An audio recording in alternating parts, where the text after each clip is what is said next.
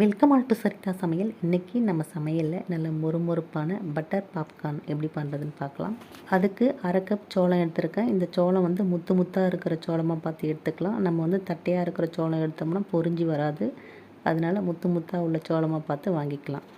இப்போது ஒரு குக்கர் சூடு பண்ணிவிட்டு இதில் 1 ஸ்பூன் பட்டர் சேர்த்துக்கலாம். பட்டர் நல்லா உருகி வந்ததுக்கப்புறம் இதில் இந்த சோளத்தை சேர்த்துக்கலாம். நான் வந்து 50 கிராம் சோளம் சேர்த்துருக்கேன். இப்போ இந்த சோளத்தை சேர்த்து விட்டு இது கூடவே 1/4 ஸ்பூன் மஞ்சள் தூள், 1/4 ஸ்பூன் மிளகாய் தூள் சேர்த்து இதுக்கு தேவையான உப்பு சேர்த்து நல்லா வறுத்து விட்டுடலாம்.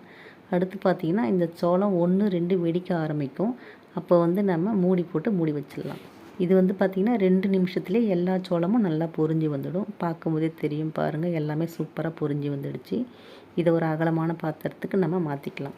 கடைசியாக இதில் 1 ஸ்பூன் மிளகுத்தூள் சேர்த்து நல்லா கலந்து விட்டால் ரொம்பவே சுவையான நல்ல மொறுமொறுப்பான பட்டர் பாப்கார்ன் ரெடி.